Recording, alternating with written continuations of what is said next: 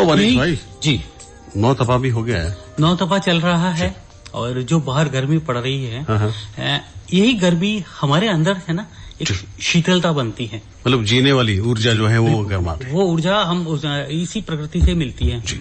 और ये प्रकृति की जब हम अपने आप में महसूस करने लगते हैं तो हम अपने ईश्वर से ये कहते हैं कि ईश्वर, मुझे तुम पर पूरा विश्वास है, तुम सब ठीक करोगे। क्या बात है, यही प्रार्थना हम सबके चेहरे पर हो, मुंह पर हो, जबान में हो, बिल्कुल, तो ईश्वर को करना ही पड़ता है। और देख ली होने लग गया। हाँ, इतनी सारी दुआओं के लिए हाथ उठते हैं, दुआएं जब दिल से निकलती है तो कबूल होनी तो लाजमी है ना। जी बिल्कुल।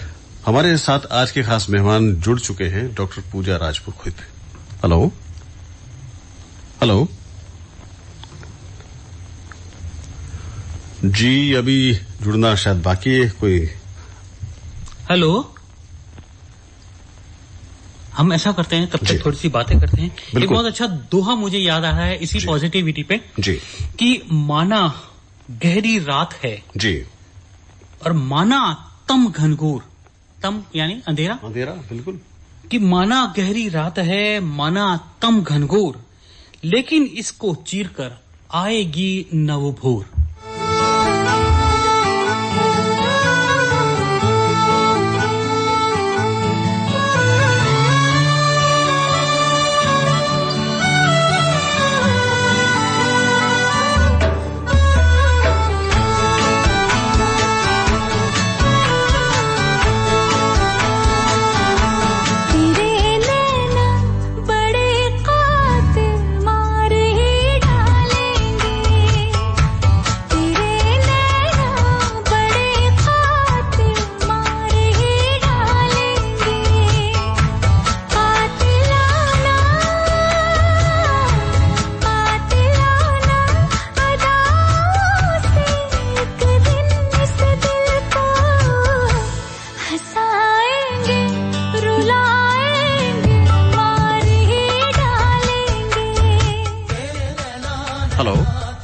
हेलो, डॉक्टर पूजा राजपुरोहित।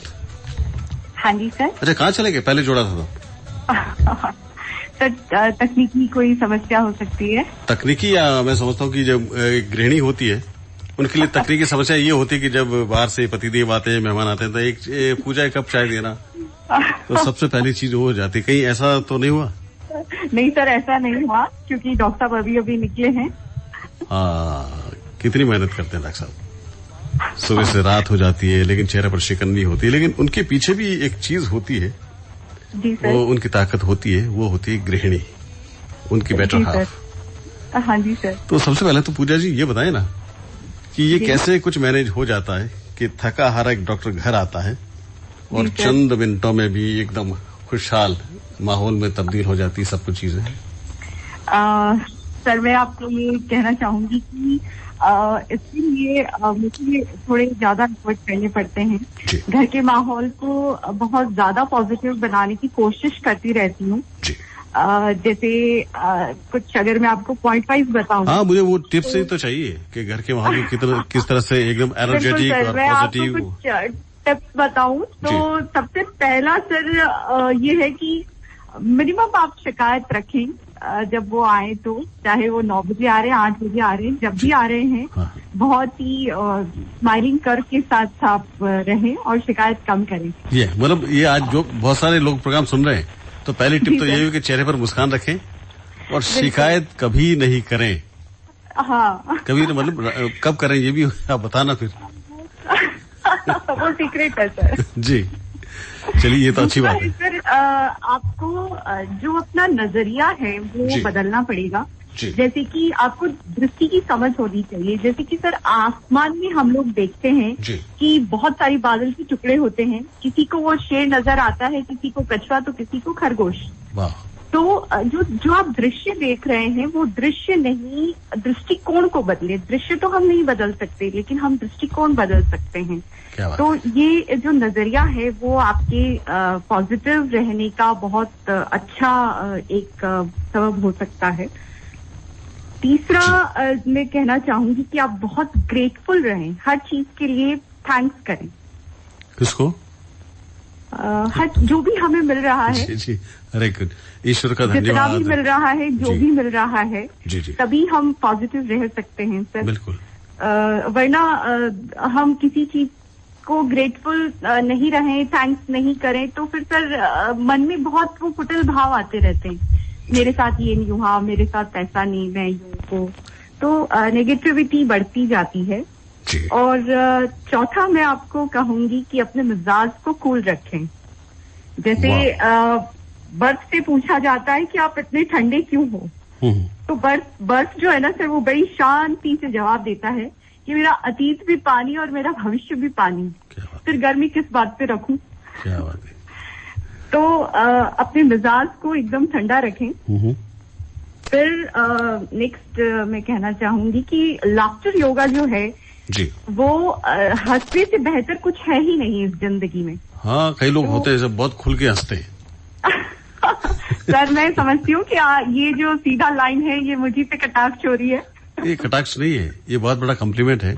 और इस तरह से खुलने की अदाएं ऊपर वाला बहुत कम लोगों को देता है, वरना हम किसी और आवरण में रहते हैं, मुस्कुरा के रह जाते हैं। बहुत मेहर है सर भगवान की। और एक सर प्रेप टॉक करते रहना चाहिए। प्रेप टॉक मतलब सर जैसे ना I can do it, I can not do it को अपनी डिक्शनरी से पूरा हटा दें। वाह, बहुत ज्यादा पॉजिटिव रहें कि मैं ये आराम से कर सकती हूँ, बहुत आसान है जी। इसके अलावा सर मैं आपको कहना चाहूंगी कि घर में भगवान पर पूरा विश्वास रखें। जो भी जिस किसी भगवान को मानते हैं वो सभी उस पर विश्वास रखें, क्योंकि भगवान से बढ़ के कुछ भी नहीं है। जी, बिल्कुल सही कहा पूजा जी। एक अदृश्य शक्ति है जो हमें किसी न किसी ताकत से हमेशा सराबोर रखती है। उसमें विश्वास रखेंगे तभी वो शक्तियां अपने अंदर आने की कोशिश करेंगी या आ पाती है। बिल्कुल बिल्कुल सर जी। और बाकी तो सर ये पॉइंट्स हैं जो अपने पॉइंट तो है ही अपने साथ रखने चाहिए। अलावा इसके बहुत सी चीजें हैं पूजा जी, कि सुबह जब डॉक्टर साहब घर से निकलते हैं या बच्चे घर से निकलते हैं तो उस वक्त आप कैसा मूड रखती हैं? क्या उनको हल्का नाश्ता देती हैं? आते ही क्या आप सर्व करती हैं? कैसे चाय पीते हैं? साथ बैठ के टेरेस पे जाते हैं या आपकी जो छोटी सी बगिया होती है घर की, वहां बैठ के पीना पसंद करें? एक एक स्थान भी जो बिल्कुल ऐसा होता है कि ऊर्जावान होता है, कई बार हर घर का हर कोना भी है ना। बिल्कुल सर। तो जैसे कि मुझे अभी सर बहुत ज्यादा लॉकडाउन के दौरान मुझे बहुत ज्यादा समय घर पे बिताने को मिल रहा है जी। तो मैं नाश्ते में जैसे थोड़ा सा हमारा ये रहता है कि प्रोटीन रिच डाइट दी जाए, क्योंकि अभी सर कोरोना काल चल रहा है, तो मैं पूरा न्यूट्रिशन का प्रॉपर ध्यान रख पा रही हूँ। विटामिन सी ज्यादा दे दो, कैल्शियम अच्छे से दे दिया, तो ये सारा जो किसमें मिलता है तो वो उस तरीके की डाइट ही प्लान करती हूँ। और इसके अलावा जो पूरा दिन मेरे पास होता है उसमें जैसे और महिलाएं भी करती हैं वैसे ही मैं भी करती हूँ कि गार्डनिंग का बहुत शौक है मुझे। पूजा जी, और गार्डनिंग में उससे पहले एक सवाल और है छोटा सा, दही बड़े में कैसी ऊर्जा होती है? क्या सर? दही बड़े में कैसी ऊर्जा होती है? किसमें सर? अब इससे ज्यादा मैं दही बड़ा नहीं बोलूंगा। सर दही बड़े में तो बहुत अच्छी ऊर्जा होती है, क्योंकि सर प्रोटीन होता है उड़द की दाल में और चावल होते हैं, अच्छा सा कार्बोहाइड्रेट मिलता है। इसके अलावा आपको दही मिल रहा है, सारे न्यूट्रिएंट्स उसमें मिलते हैं। इमली की चटनी विटामिन सी का काम करती है। तो सर दही बड़ा जो है वो अपने आप में पूरा न्यूट्रिशियस फूड है, तो वो जरूर खाना चाहिए।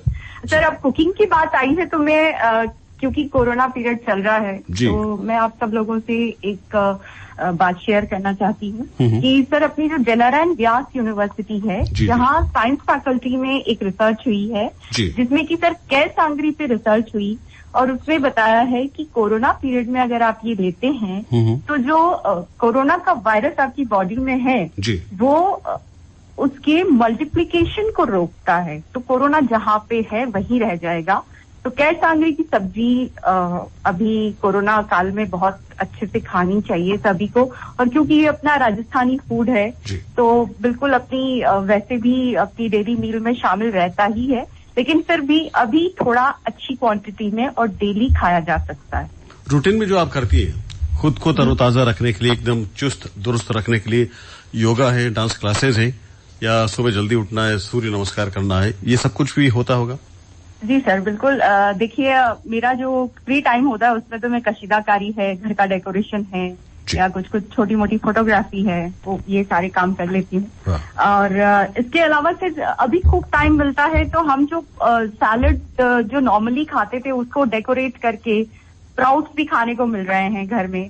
और इसके अलावा चटनी, रायता, ये सारी चीजें भी अभी आराम से बनाई जा सकती हैं। तो बस यही सब कुछ करते रहते हैं सर। जी अच्छा, एक लास्ट मेरा जो सवाल है, शाम की चाय है जो दिन भर की थकान तो उतारती ही है, और आने वाले जो 4-5 घंटे और होते हैं सोने से पहले वाले, उनको ऊर्जा से भर देती है। बस आप चाय कैसे पीते हैं, कहाँ बैठकर पीते हैं और किन लोगों के साथ पीते हैं, ये डिपेंड होता है उन पर। सर देखिए, कई बार पड़ोसियों के साथ भी चाय पीना हो जाता है, और कई बार हमारे दोस्त लोग भी आ जाते हैं। और चाय पीने का सबसे ज्यादा मजा सर बाहर बैठ के ही आता है। तो कोई अगर निकल भी रहा है तो वो भी हमारे साथ अच्छे से टाइम पास हो जाता है, और अच्छी थोड़ी 5-7 बातें हो जाती हैं। और सर खुश रहना बहुत जरूरी है, क्योंकि खुश रहना हो तो अपनी उसको फितरत में एक बात शुमार कर लेनी चाहिए कि खुश रहो। बिल्कुल। ना मिले कोई अपने जैसा तो खुद ही से प्यार कर लो। क्या बात है। अच्छा, मेरे एक दोस्त है यूएस में रहते हैं, और जब भी आते हैं जोधपुर, जी सर, वो ये चाहते हैं कि सबसे पहले तो यार भानु चलो पहले थड़ी पे बैठ के चाय पियेंगे। थड़ी पे बिल्कुल सर, थड़ी की चाय की मैं भी बहुत शौकीन हूँ। और आज मैं आकाशवाणी की जो फिजाओं में हमेशा जो आकाशवाणी आने पे जो खुशबू आती है वो मुझे आज नहीं आ रही है, क्योंकि चाय नहीं मिल रही है मुझे। बिल्कुल ये बात है, लेकिन इसको हम ड्यू रखते हैं पूजा जी। आपने इस शो में आके इसका हिस्सा बनके इस शो को और अच्छा बना दिया, और चाय के रूप में एक गाना हम आप तक पहुंचा रहे हैं, ये गाना सुनिएगा। जी सर।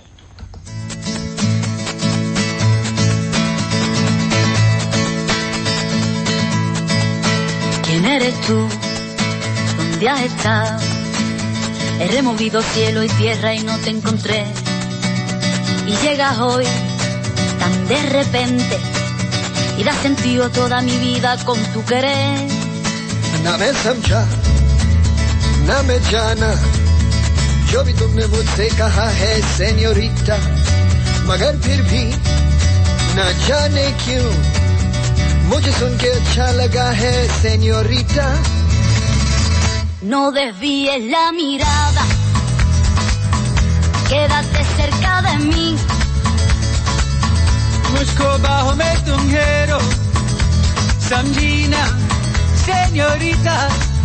चाहत के दो पल भी मिल पाए, दुनिया में ये भी कम है क्या, दो पल को तो आओ हो जाए, पूरे हम होता हम है क्या señorita.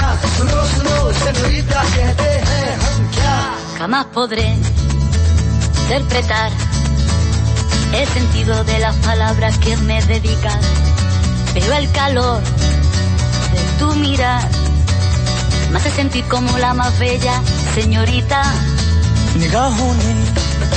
निगाहों से कहीं अरमान की दास्तां है señorita. ये चाहत की मोहब्बत की सारी दुनिया में एक ही जुबान है señorita. मुझसे अब नजर ना फेरो, आओ पास तुम मेरे, मुझको बाहों में तुम घेरो, समझी ना señorita. चाहत के दो पल भी मिल पाए, दुनिया में ये भी कम है क्या, दो पल को तो आओ हो जाए, पूरे हम होता हम है क्या señorita. सुनो सुनो señorita, कहते हैं हम क्या.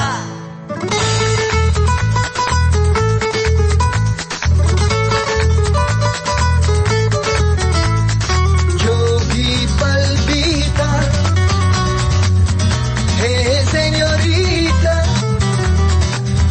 हर पल तुमने है दिल जीता, बस इतनी सी तो बात है. No desvíes la mirada, quédate cerca de mí. मुझको बाहों में तुम घेरो, समझी ना señorita. चाहत के दो पल भी मिल पाए, दुनिया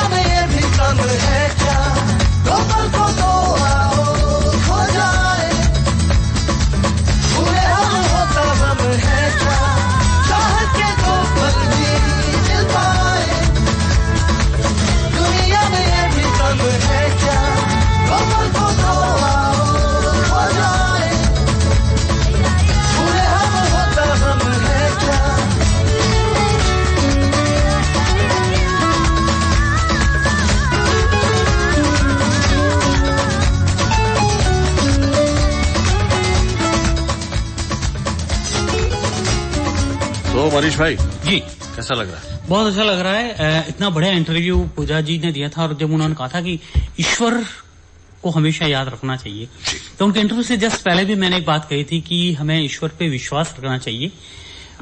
तो आप देखिए ना जी, हाँ, वो उनको कहना चाहिए कि जो कुछ भी होगा वो तुम्हारे हाथ में, और जो कुछ करना है वो तुम्हें ठीक करना है। मतलब टेलीपैथिक होगा जी। मतलब आपकी बात कैसे फैल कर दूर तक चली गई है, बात निकलेगी तो फिर दूर तक के कारण होता है सारा कुछ। जी जी। अब मैं भानु जी, जो कि पॉजिटिव श्योर, मुझे एक बहुत अच्छी सी एक छोटी सी घटना याद आ रही है। बात है स्पेन में 2012 में जब ओलंपिक खेल हुए थे जी, तो उसमें क्रॉस कंट्री दौड़ हुई थी जी जी। और उस क्रॉस कंट्री दौड़ में केन्या का एक धावक था जिनका नाम था हाबिल मुतई। अच्छा। वो पूरी इतनी लंबी दौड़ करके आए और भ्रमित हो गए, फिनिशिंग लाइन से कुछ देर पहले रुक गए जी। वो ये सोचकर कि मेरी दौड़ पूरी हो गई है, लेकिन फिनिशिंग लाइन उनसे थोड़ी सी दूर थी, करीब 8 से 10 मीटर दूर। अच्छा। तो ऐसे में सोचकर वो रुक गए कि दौड़ उन्होंने पूरी कर ली है। उनके जस्ट पीछे करीब 40-45 मीटर दूर स्पेन का एक धावक था जिनका नाम था इवान फर्नांडीज। अच्छा। तो इवान फर्नांडीज उसके पास आए और उन्होंने कहा था कि दौड़ पूरी नहीं हुई है, तुम्हें थोड़ा और जाना है। क्योंकि वो स्पेनिश बोल रहे थे और वो केन्या का था, वो समझ नहीं पाए कि ये क्या कह रहा है, थका हुए थे। क्रॉस कंट्री दौड़ बहुत लंबी होती है। तो स्पेनिश धावक ने उनको धक्का दिया और उनको धक्का देते देते आगे ले गए और उसको फिनिशिंग लाइन तक ले गए। अरे वाह। और उसको फिनिश करवाई दौड़।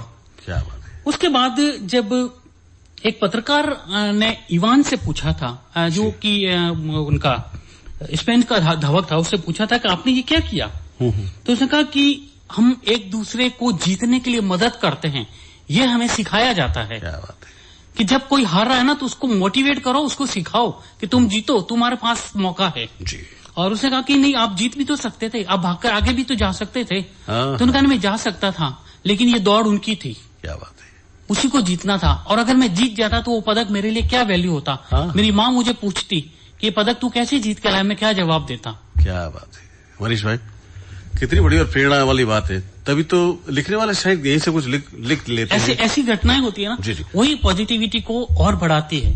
एक स्पेन की घटना, आज जब हम FM सन सिटी पर उसका जिक्र कर रहे हैं जी, तो हम कितने लोगों के बीच पॉजिटिव हो रहे हैं जी।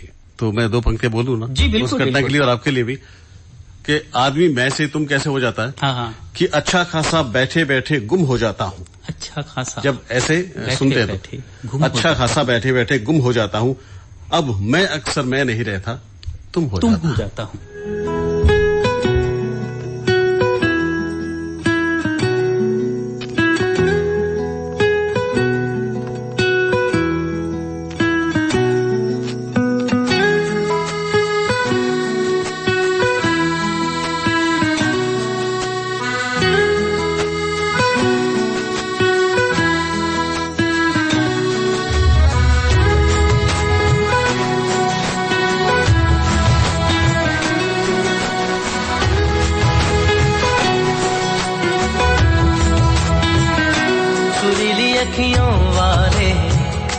सुना है तेरी अखियों से बहती है नींदें और नींदों में सपने, कभी तो किनारे पे उतर मेरे सपनों से, आजा ज़मीं पे और मिल जा कहीं पे,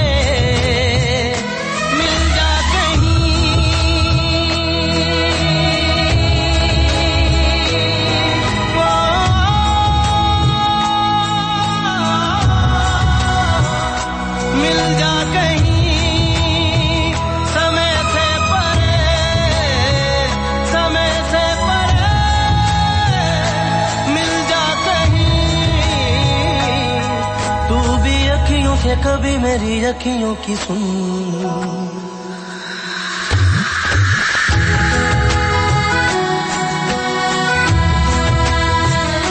सुरीली अखियों वाले सुना है तेरी अखियों से,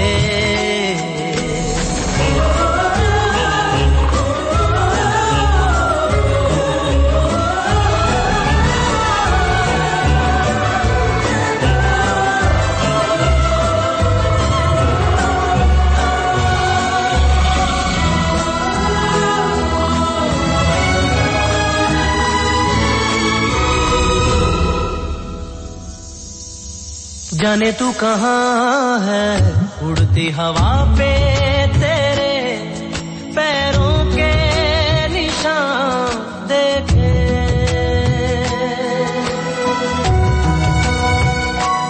जाने तू कहाँ है, उड़ती हवा पे तेरे पैरों के निशान देखे।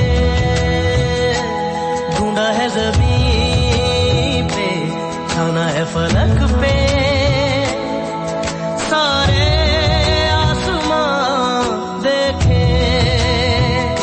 मिल जा कहीं समय से परे, समय से परे, मिल जा कहीं तू भी अखियों से कभी मेरी अखियों की सुन। तो दोस्तों सावधान रहें, सतर्क रहें, सुरक्षित रहें। अपने दोस्त भानु पुरोहित को दीजिए विदा, फिर मिलते हैं, तब तक के लिए नमस्ते जी नमस्ते।